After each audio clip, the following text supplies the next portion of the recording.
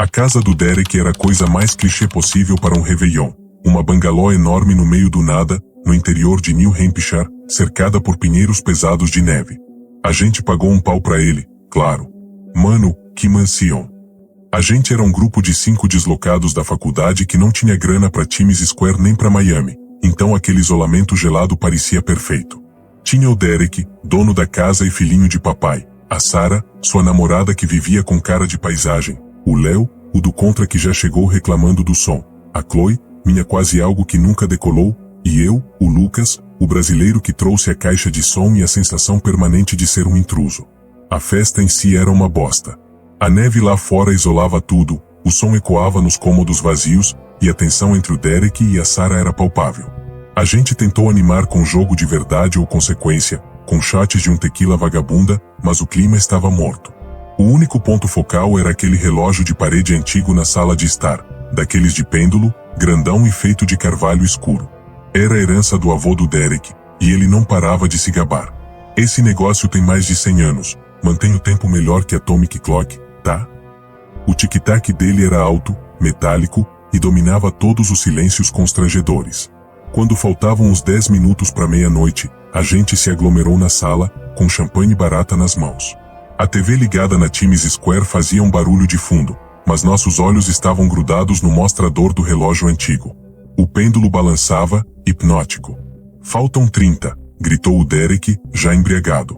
Começamos a contar os segundos no ritmo do tic-tac. 10, 9, 8.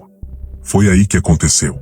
No 7, o ponteiro dos segundos do relógio tremeu. Não foi um pulo para frente. Ele vacilou, como se tivesse encontrado resistência, e então, com um clique seco que não era do mecanismo normal, voltou para o 8. A sala ficou em silêncio, só a voz do Ryan Seacrest na TV. Que porra foi essa? O Léo falou, baixinho. O quê? A Sarah perguntou, confusa. O relógio. Ele voltou um segundo. O Derek deu uma risada forçada. Tá maluco, Léo? Tá bebendo demais.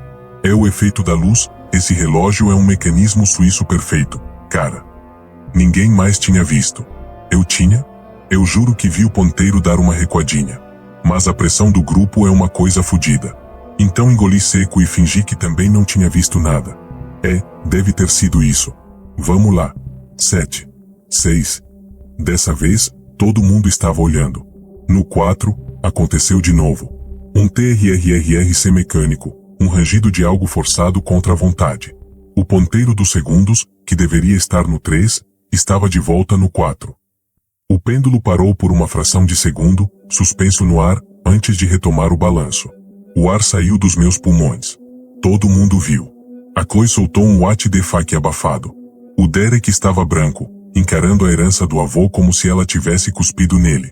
O relógio tá voltando, sussurrou a Sarah, e a voz dela estava cheia de um pavor que ia muito além de um defeito mecânico. Não pode, o Derek murmurou, se aproximando. Isso é impossível. 5. 4. Alguém na TV gritou, descompassado com o nosso tempo paralisado. E então, o relógio recomeçou. Sozinho. O ponteiro dos minutos, que estava no 59, pulou de volta para o 58. O ponteiro das horas voltou uma fração. E o pêndulo começou a balançar ao contrário, no ritmo errado, com um som de engrenagem enferrujada e pesada. Tic-tac, tic-tac. 3, 2, 1. Feliz Ano Novo. A explosão de fogos e gritos da TV foi a coisa mais surreal e dissonante que já ouvi. Lá fora, era meia-noite. Dentro daquela sala, estávamos presos num loop, faltando 2 minutos para o fim do ano. O Derek, em pânico, pegou uma cadeira e avançou no relógio. Para com essa porra. Ele desferiu um golpe no mostrador de vidro. O estilhaço voou, mas o relógio não parou. O ponteiro dos segundos continuou sua marcha regressiva, lenta e implacável. E então, a luz principal da sala apagou, nos deixando apenas com a luz azulada da TV e as velas que a Chloe tinha colocado pela sala. As sombras se alongaram, engolindo os cantos. Ok, calma, pessoal, o Léo tentou, a voz trêmula. Isso é algum defeito elétrico, um surto, sei lá. Vamos respirar. Ainda é Réveillon, porra. Foi quando a Sarah disse, num fio de voz, cadê o Derek? Ele tinha estado ali, na frente do relógio quebrado. A cadeira estava no chão. Mas ele não estava. A porta da sala de estar, que dava para o hall escuro, estava entreaberta, balançando levemente. Derek, Chloe chamou, tom de desespero. Ninguém respondeu. Só o tic-tac, reverso do relógio e os fogos distantes da TV. Saímos da sala, um bando acuado. O corredor era frio, muito mais frio que o resto da casa. Nossos passos ecoavam no assoalho de madeira antiga. Derek, para de ser otário, isso não é engraçado. Gritei, mas meu grito soou oco, engolido pela escuridão. A primeira porta do corredor era a do banheiro. Estava fechada. O Léo, com mais coragem que eu, girou a maçaneta e empurrou. O banheiro estava vazio, a luz acesa, tudo normal. Exalamos em alívio coletivo, até que a Chloe apontou para o espelho acima da pia. Nele, refletido, dava para ver o corredor atrás de nós. E no final do corredor, parado diante da janela que deixava entrar um pouco da luz da neve, estava o Derek. De costas para nós. Ele tá lá, o Léo virou-se. Olhamos para o fim do corredor. Nada. Só a janela e a escuridão lá fora. Mas, eu vi no espelho, a voz da Chloe sumiu. Voltamos a olhar para o espelho. A imagem refletida não era a do corredor vazio. Agora mostrava o Derek, ainda de costas, mas muito mais perto. Apenas alguns metros atrás de onde estávamos agrupados na porta. E ao lado dele, uma mancha mais escura que a sombra, uma silhueta indistinta, um pouco mais alta que ele. Meu sangue gelou. Eu não queria, mas meus olhos foram arrastados do reflexo para a realidade atrás de nós. O corredor continuava vazio. Mas o ar agora tinha um cheiro. Fraco no começo, depois impossível de ignorar. Cheiro de terra molhada, de mofo de porão, de algo antigo e apodrecido há muito tempo. Saiam do espelho, eu gritei, puxando a Chloe para fora do banheiro. Fechamos a porta com força. Nos encostamos na parede oposta, ofegantes. O relógio na sala continuava seu tic-tac invertido, ecoando por toda a casa. Precisamos sair daqui, a Sarah falou, e ela estava certa. Era a única coisa que estava certa. Corremos para a cozinha, onde tínhamos deixado as chaves do carro do Derek em cima da ilha. A cozinha era moderna, iluminada por um abajur fraco. As chaves estavam lá. O Léo as agarrou. E então, as luzes da cozinha também se apagaram. A única luz vinha da tela do forno de micro-ondas. 0 hora piscando. E começando a regredir. 23 horas e 59 e 23 horas e 58. Não, gemeu a Chloe. Da sala, o som do relógio parou. O silêncio foi pior. Foi um peso físico, uma sufocação. Ficamos paralisados na cozinha escura, ouvindo apenas a nossa respiração ofegante e o vento uivando lá fora. Um barulho veio do hall. Arrasto. Alguém, ou algo, arrastando os pés no assoalho de madeira. Lento. Pesado. Vindo em nossa direção. Arrasto, pausa, arrasto. A porta dos fundos. Sussurrei, apontando para a saída que dava para a garagem. Léo correu na frente, tentando ser silencioso. Ele girou a maçaneta. Travada. Não daquela forma normal, mas como se algo estivesse segurando do outro lado com força sobre-humana. O som de arrasto estava no limiar da cozinha agora. Podíamos sentir a queda de temperatura, um frio de necrotério que queimava a pele. Sarah, em pânico total, se virou para enfrentar o corredor escuro. Derek? É você? Para com isso, pelo amor de Deus. O arrasto parou. Na escuridão absoluta do hall, 2 pontos surgiram. Não eram olhos. Eram mais como manchas de uma escuridão ainda mais profunda, que sugavam a pouca luz que tínhamos. E eles estavam fixos na Sarah. Sarah, não olha, eu gritei. Ela congelou. Seu corpo ficou rígido. A boca se abriu num gemido que não saiu. E então, numa velocidade que não era natural, ela foi puxada para dentro da escuridão. Não houve grito. Apenas um som seco, um estalo abafado, e o som de arrasto recomeçou, se afastando, agora mais pesado, como se carregasse um peso extra. A Chloe desfaleceu, escorregando pelo meu braço. Léo e eu ficamos ali, paralisados de horror, ouvindo aquele som se distanciar pelo corredor, em direção à sala de estar. Onde o relógio, agora em silêncio, esperava. E então, do nada, o tic-tac recomeçou. Normal. Para frente. Alto e claro na casa silenciosa. Marcando o tempo que, para Sarah e talvez para o Derek, nunca mais iria passar.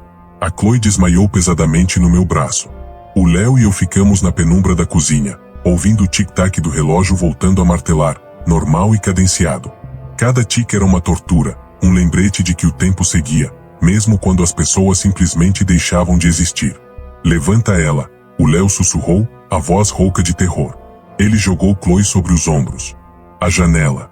Agora. A única janela da cozinha era sobre a pia. Corri, minhas mãos tremendo. O vidro estava gelado. Tá travada. Precisamos quebrar. Peguei um pesado pilão de mármore do balcão. Se afasta. Desferi o golpe. O vidro rachou em uma teia antes de desmoronar para fora. O vento gelado entrou como uma lâmina. Vai, o Léo urrou, empurrando Chloe pela abertura. Eu a segurei do lado de fora e a arrastei para a neve fofa. A friagem foi um choque, mas também um alívio. Era um frio real, não aquele gelo sobrenatural que paralisava a alma dentro da casa. O Léo saltou logo atrás. O carro do Derek está na garagem. Corremos, tropeçando na neve. A garagem estava trancada. Merda! A energia caiu, precisa do controle. Chloe começou a gemer, acordando. Onde, a Sarah? Não agora, eu disse, puxando a para ficar de pé. Temos que ir a pé. Olhamos de volta para casa. A sala de estar estava iluminada por uma luz fraca, amarelada e oscilante, como de velas. E lá, em pé, diante do relógio, estava uma silhueta. Era o Derek. A postura era rígida, de manequim. E ao seu lado, mais uma vez, havia uma densidade na sombra, uma coluna de escuridão que parecia se fundir com a dele. Ele tá lá, murmurou Chloe, tremendo. Não é mais ele, o Léo respondeu, pálido. Vamos. Agora. Viramos as costas e começamos a cambalear pelo caminho de terra coberto de neve. A neve caindo formou um véu branco. Cada respiração doía. Chloe chorava, mas mantinha o passo. Depois de uns 10 minutos, a casa havia desaparecido. O silêncio da floresta era total. Um som nos fez congelar. Tic, tac. Vinha da floresta, à nossa esquerda. Não, Chloe gemeu, cobrindo os ouvidos. Não é possível. Tic, tac. Mais perto. Agora à nossa direita. Olhamos freneticamente. Não havia relógio. Mas o som estava lá, ecoando entre os troncos. É psicológico, eu disse, tentando me convencer. Ignora. Continua. Avançamos. O tic-tac sincronizou com meus passos. Era como se a floresta fosse o interior de um grande relógio. Léo parou bruscamente. Olhava para algo à frente. Uma mancha escura na neve. Era uma luva de couro marrom. A luva do Derek. Ele passou por aqui, Léo sussurrou. Mas não havia outras pegadas. Era como se ela tivesse sido colocada ali. O tic-tac parou. O silêncio que se seguiu foi uma pressão nos tímpanos. E então, uma voz. Fraca, distorcida. A voz da Sarah. Lucas, não vai adiantar, ele só quer completar o ciclo. A voz parecia vir de dentro da minha própria cabeça. Sarah? O relógio precisa de 12, sempre 12 badaladas, ele só tinha 11, a voz sumiu, substituída por um sussurro, foge do silêncio. Antes que pudéssemos processar, o tic-tac recomeçou, furioso, acelerado. E da floresta, entre as árvores à nossa frente, uma figura emergiu da cortina de neve. Era o Derek. Seus movimentos eram mecânicos. Ele andava em linha reta, tropeçando, se levantando. Seu rosto, os olhos abertos não refletiam luz. Eram buracos escuros. E na sua mão direita, ele arrastava algo. Algo pesado e escuro que deixava um sulco na neve. Uma massa informe. Ele vinha em nossa direção. Implacável. Derek. Para, o Léo gritou. A coisa que era o Derek nem pestanejou. Continuou, arrastando seu fardo, os olhos vazios fixos além de nós. Ele não tá vendo a gente, eu percebi, horrorizado. Ele tá seguindo o som do relógio. E o som vinha de, atrás de nós. O tic-tac era um chamado. Derek passou por nós a uns 3 metros, como se não existíssemos. O cheiro era insuportável, terra podre, mofo, e um odor adocicado de carne estragada. Chloe vomitou na neve. Assim que ele passou, arrastando seu pacote macabro de volta pelo caminho, o tic-tac diminuiu, voltando ao normal, e começou a se afastar. Ficamos ali, tremendo, observando a silhueta do nosso amigo desaparecer na neve, puxando o que quer que fosse que completaria as 12 badaladas. O que ele arrastava? Era a Sarah? Era algo pior? A estrada ainda estava longe. E a noite tinha apenas começado. O relógio tinha nos recomeçado. E agora, ele ia terminar a contagem. Com ou sem a gente. Meu nome é Marcos, e até aquela noite, eu achava que ser segurança noturno no residencial Parkview era o trabalho mais tranquilo do mundo. Um condomínio de alto padrão em um subúrbio chique de Chicago, cheio de yuppies e aposentados ricos que só reclamavam do barulho da piscina ou de entrega fora do horário. O turno da virada do ano era o pior, claro, com festas em todo lugar, mas era pura burocracia. Anotar visitantes, dar uma volta de hora em hora, ficar de olho nos bêbados no saguão. Tudo muito morto, no sentido figurado. Até o telefone do interfone tocar, às 23h47, exatos 13 minutos antes da meia-noite. Era o Sr. Edison, do apartamento 12A. Um aposentado meticuloso, ex-contador, que me ligava uma vez por mês para reclamar que a luz do corredor piscava. Mas naquela noite, a voz dele era diferente. Um fio de voz, tenso, cortado pela estática. Segurança, é você, o brasileiro? Marcos? Sim, Sr. Edison. Tudo bem? Vai dar meia-noite, o senhor não vai celebrar? Ele tá morto, Marcos. Tem horas. Quem, senhor? O Howard, do 12B. O vizinho do lado. Ele está morto no chão da sala dele. Eu ouvi o barulho, um baque, antes das 9. E depois, silêncio. Morto. Eu suspirei, olhando para as câmeras de segurança no monitor. A do 12º andar mostrava apenas o corredor vazio, iluminado e silencioso. Sr. Edison, o senhor sabe que o Howard está dando uma festa, né? Tá cheio de carro na garagem. Deve ter caído alguma coisa, uma prateleira, sei lá. E o barulho tá alto, você não deve ter ouvido direito depois. Festa nenhuma, ele gritou, e o pânico na voz me fez endireitar na cadeira. Não tem música. Não tem conversa. Só tem os passos. Os mesmos passos, indo e vindo, na mesma hora. E o cheiro, meu Deus, o cheiro começou a vir pela minha porta, é doce, é podre. Ele está morto, eu te digo. E tem gente lá dentro com ele. Gente parada. Vá ver. Por favor. Protocolo. Sempre o protocolo. Uma denúncia de um morador, mesmo de um velho excêntrico, precisa ser checada. Principalmente se envolve cheiro. Podia ser um vazamento de gás, uma tragédia real. Resmunguei, peguei o rádio e a lanterna, mesmo com o corredor todo iluminado. Tá certo, Sr. Edison. Vou dar uma olhada. Mas fique no seu apartamento, ok? Feliz Ano Novo. Desliguei. Feliz Ano Novo. Enquanto eu subia no elevador de espelhos, ouvindo a suave música instrumental de Auld Lang Syne, me senti um idiota. Howard, do 12B, era um corretor da bolsa bem-sucedido e um playboy desgraçado. Suas festas eram lendárias e barulhentas. Claro que o Sr. Edison, com sua sensibilidade de velho solitário, tinha imaginado coisas. Cheiro doce e podre podia ser a mistura nojenta de algum perfume caro com o lixo da festa que ninguém tinha tirado. O elevador parou no 12º. As portas se abriram suavemente. O corredor estava quieto. Estranhamente quieto para a véspera de Ano Novo. De outras partes do prédio, vinham ruídos abafados de risadas, de fogos de artifício na TV. Mas ali, no corredor dos apartamentos de luxo, era um silêncio de câmara mortuária. A luz era quente, os carpetes grossos abafavam meus passos. Cheguei na porta do 12B. E então, eu ouvi. Não era música alta. Não era algazarra. Era um murmúrio baixo, uniforme, como o zumbido de uma colmeia distante. E sim, havia passos. Lentos, medidos. Passo, pausa, passo, pausa. Do outro lado da porta maciça de carvalho. Não havia cheiro de podre. Na verdade, havia um cheiro bom. Muito bom. De assado, de ervas, de algo doce assando no forno. O cheiro de uma grande festa. Isso me tranquilizou um pouco. O velho Edison estava surtando mesmo. Toquei a campainha. Um din-dom melodioso ecoou lá dentro. Os passos pararam. O murmúrio continuou, inalterado. Toquei de novo. Segurança do condomínio. Bom dia, ou boa noite. É o Howard? Nada por uns 10 segundos. Então, ouvi a tranca sendo girada, uma chave, outra tranca. A porta se abriu uns 15 centímetros, o limite da corrente de segurança. O rosto que apareceu na fresta era do Howard. Mas não o Howard que eu conhecia, bronzeado, com um sorriso aberto de quem vende ações com o carisma.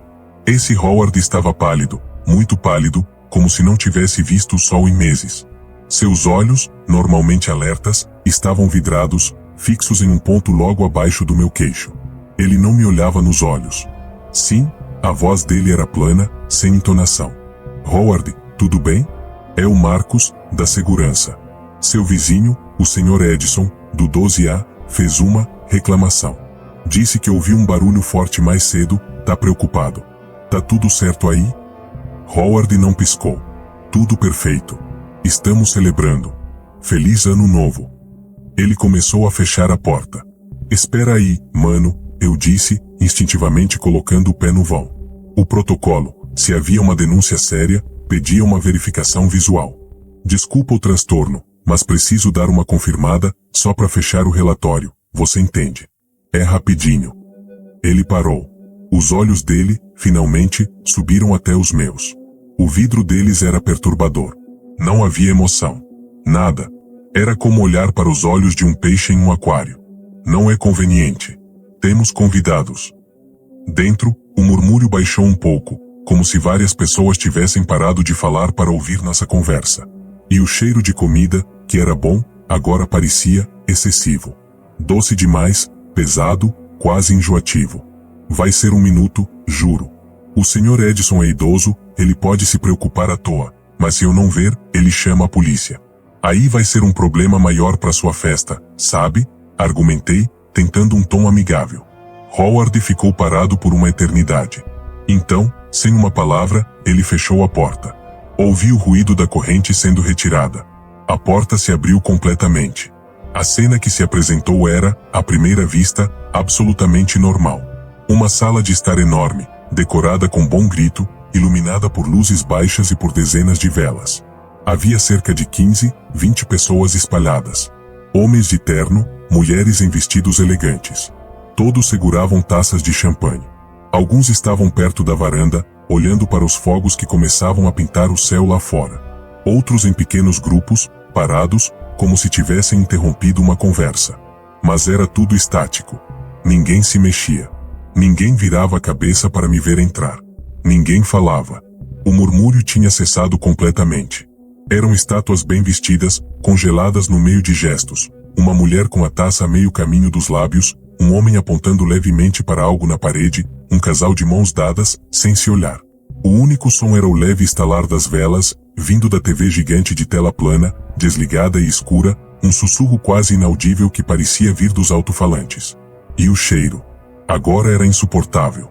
Era o cheiro daquela comida assada, sim, mas por baixo havia uma camada profunda, nauseante, de carne deixada no sol, de flores murchas em água parada. Veja, disse Howard, parado ao meu lado. Ele não tinha se juntado à cena, ele era seu anfitrião, seu zelador. Tudo em ordem. Todos felizes. Celebrando. Meu olho foi puxado para o chão, no centro do tapete persa caríssimo. Havia uma mancha. Grande, irregular, quase marrom sob a luz suave. E ao lado dela, um objeto prateado reluziu. Era um abridor de champanhe. E a mancha no tapete, minha voz saí fraca.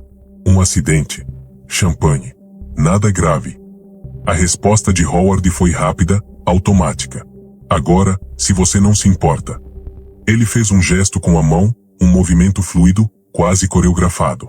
E, como se um interruptor tivesse sido ligado, a cena ganhou vida. Não uma vida real. Uma vida de animatrônicos. As cabeças viraram, todas ao mesmo tempo, na minha direção. 20 pares de olhos vazios, com aquele mesmo brilho de vidro opaco do Howard, se fixaram em mim. Os sorrisos surgiram nos rostos, sincronizados. Largos, mostrando todos os dentes. Sorrisos que não atingiam os olhos, que eram apenas um estiramento da pele. A mulher com a taça finalmente a levou aos lábios, mas não bebeu. Apenas encostou o cristal nos lábios imóveis. E todos, em uníssono, com vozes que eram um sussurro gutural e único, disseram: Feliz Ano Novo. O ar saiu completamente dos meus pulmões. Meu corpo inteiro gritou para correr. Isso estava errado. Tudo errado. Isso não era uma festa. Era um diorama. Um tablial dos mortos. Howard olhou para mim, e pela primeira vez, uma expressão cruzou seu rosto. Era uma ponta de impaciência. Você viu. Estamos ocupados. A meia-noite está chegando. Ele não estava me expulsando. Estava me dando um aviso. De dentro do meu bolso, meu rádio estalou. A voz da Sofia, a recepcionista que estava no lobby, ecoou, alegre e normal, um raio de sol em um porão. Marcos, tudo tranquilo aí em cima? O povo aqui do saguão tá querendo fazer a contagem regressiva junto. Você desce? Os 20 rostos sorridentes se viraram, lentamente, na direção do rádio no meu bolso. A expressão neles mudou. O sorriso permaneceu, mas os olhos vazios agora tinham um foco. Uma fome. Eles estavam ouvindo a vida, a verdadeira vida, vindo daquele pequeno aparelho. Howard olhou para o rádio, depois para mim. Você precisa ir, disse ele, e sua voz não era mais plana. Era urgente. Era quase um pedido. Agora. Eu não precisava que me dissessem 2 vezes. Dei um passo para trás, para o corredor. Desculpa, o transtorno. Feliz ano novo. Fechei a porta. Ouvi a tranca sendo girada, 1, 2 vezes. E então, do outro lado, o murmúrio recomeçou. Baixo, uniforme. E os passos. Passo, pausa, passo, pausa. Eu corri para o elevador, minhas mãos suando. Apertei o botão do lobby com força. Quando as portas se fecharam, meu reflexo no espelho estava pálido como um fantasma. O Sr. Edison tinha razão. Howard estava morto. E todo mundo naquela festa também. Mas eles não estavam deitados. Estavam de pé. E esperando. A questão era, esperando o quê? E a meia-noite ainda não tinha chegado. O elevador desceu. A normalidade do saguão, risadas, champanhe, a TV na Times Square, foi um choque violento. Tremia incontrolavelmente. Jorge, outro segurança, me viu. Mano, tá branco. O que foi? O 12B tem algo errado. Muito errado, sussurrei, puxando-o para um canto. Contei tudo, às pressas. Howard pálido, os convidados estátua, o sorriso sincronizado, o cheiro. Ele ficou sério. E o velho Edison? Ligamos. Discamos para o 12A. Ninguém atendeu. Merda, Jorge murmurou. Vamos subir. Ver o velho primeiro. Pegamos o elevador de serviço. A tensão era um nó na garganta. No corredor do 12º, o silêncio era absoluto. Batemos na porta do 12A. Nada. Jorge usou a chave mestra. O apartamento do Sr. Edison estava iluminado, cheiro de chá e livros. Encontramos ele na sala, sentado em sua poltrona, de frente para a janela que dava para a varanda do 12B. Ele não estava morto. Estava preservado. Sentado ereto, mãos nos braços da poltrona, olhos arregalados e vidrados, fixos na escuridão lá fora. A boca, um U perfeito de horror silencioso. Pele cinzenta. Sem respiração. Um retrato do pavor petrificado. Sr. Edison. Jorge se ajoelhou, tentando encontrar um pulso. Nada. A pele estava fria, mas não rígida. Era como tocar cera. Meus olhos seguiram a linha de visão dele, pela janela.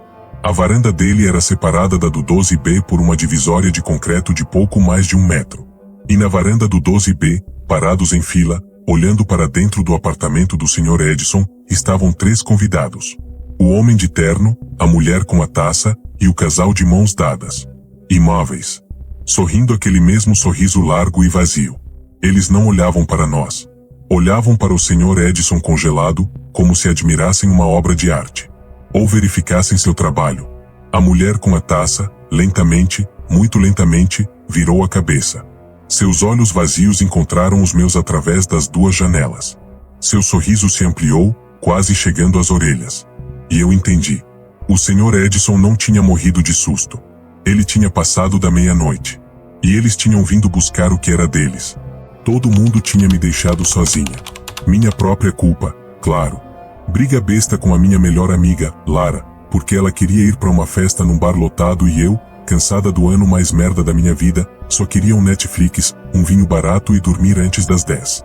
No fim, ela foi com o grupinho todo, e eu fiquei no meu apartamento minúsculo no East Village, Nova York, fingindo que não me importava.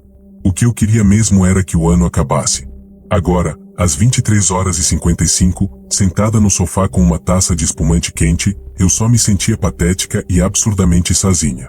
A TV estava sintonizada na Times Square. O barulho da multidão era uma colmeia distante e feliz que não me pertencia. Foi quando o celular, ao meu lado no sofá, vibrou. Uma mensagem. Número desconhecido. Local, NYC.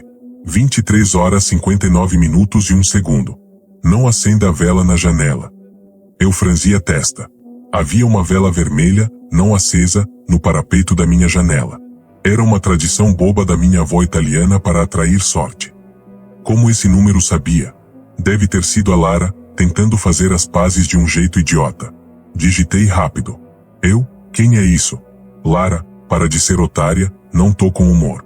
A resposta veio instantaneamente. 23h59 e 15 segundos. Não é a Lara. Ela está na festa do bar. Está bebendo uma caipirinha verde. O homem de boné vermelho acabou de trocar o número dela. Um calafrio subiu da minha base da espinha até a nuca. Como?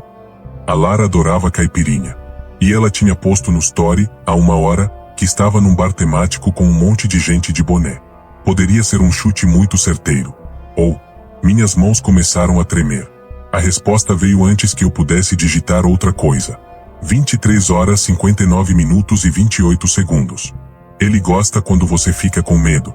A respiração acelera. Ele consegue ouvir. Eu instintivamente segurei a respiração. Meus olhos vasculharam o apartamento de canto a canto. Era um estúdio. Cozinha americana à minha direita, a cama atrás de um biobo à esquerda, a porta do banheiro entreaberta, e a janela grande à minha frente, com a vela inerte. Tudo parecia normal. O único som era a TV e o bater frenético do meu coração. 23h59 e 41 segundos. Ele está atrás do sofá. Sorrindo. Um jorro de adrenalina tão intenso me atingiu que eu quase caí do sofá. Não pensei. Não racionalizei. Apenas agi. Me joguei para frente, rolando no tapete áspero, e me encolhi ao lado da mesinha de centro, de costas para a TV. Meu campo de visão agora incluía o espaço atrás do sofá. Não havia ninguém. Apenas a sombra longa do abajur da sala se esticando na parede. Eu soltei um arroto de ar preso, meio riso, meio choro. Era um trote. Um trote de mau gosto, horrível, mas só um trote. Alguém me observando pelos prédios vizinhos, talvez. Vou ligar para a polícia, bloquear esse número, vai tomar-no. O celular vibrou de novo. Dessa vez, eram 2 mensagens em sequência. 23h59 e 52 segundos. Quando os fogos começarem, ele vai se mover. O barulho cobre o som dos passos dele. 23h59 e 55 segundos. Não olhe para trás. Na TV, a multidão começou a gritar, frenética. 10, 9, 8. Meu sangue virou gelo. Não olhe para trás. Para trás de onde? Eu estava no chão, virada para o sofá e, além dele, a porta do apartamento. Olhar para trás seria virar e olhar para a cozinha? O biobo da cama? O banheiro? 7, 6, 5. A taça de espumante havia tombado no tapete, manchando a lã clara com um borrão que parecia sangue à luz fraca. Eu me arrastei, encolhida, até ficar de costas para a parede, tentando ver tudo ao mesmo tempo. O apartamento parecia diferente. Cada sombra era uma ameaça. O vão escuro sob a minha cama. A fresta do banheiro. O espaço entre a geladeira e o armário da cozinha. 4, 3. A última mensagem chegou. 23h59 e 59 segundos. É agora. 2, 1. Feliz Ano Novo. O estrondo foi ensurdecedor. Não eram apenas os fogos da TV. Era a cidade inteira explodindo em luz e som ao mesmo tempo. Foguetes, buzinas, gritos, sinos, música. Uma cacofonia colossal de celebração que vibrou os vidros da minha janela. E no meio daquele caos de som perfeito, eu ouvi um arrasto. Distinto. Lento. Uma sola de sapato arrastando no piso laminado da cozinha. Vinha de trás de mim. Meu corpo inteiro travou. Cada músculo se contraiu num espasmo de terror puro. A ordem pulsava no meu cérebro. Não olhe para trás. Não olhe para trás. Mas cada fibra do meu ser queria, precisava ver. Era instinto. Era o medo mais primitivo querendo confrontar a ameaça. O arrasto veio de novo. Mais perto. Agora na área entre a cozinha e o canto do biobo. Alguém, ou algo, estava se movendo pelo meu apartamento. Se movendo comigo. E eu não podia ver. Na TV, as pessoas se beijavam, choravam de felicidade. A ironia era tão perversa que eu quase ri.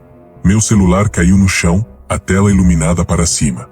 O número desconhecido não mandou mais nada. Um cheiro então atingiu minhas narinas. Doce. Inexplicavelmente doce, como algodão doce queimado e flores velhas. Era o cheiro que as mensagens não tinham descrito. Era o cheiro dele. Ele parou de se arrastar. O silêncio, em contraste com o barulho estridente lá fora, foi uma presença física. Ele estava parado. Em algum lugar atrás de mim. Talvez a 1 metro. Talvez menos. Eu conseguia sentir o espaço que ele ocupava, uma perturbação no ar, uma frieza que não vinha da janela. Meus olhos, desesperados, fixaram-se na TV.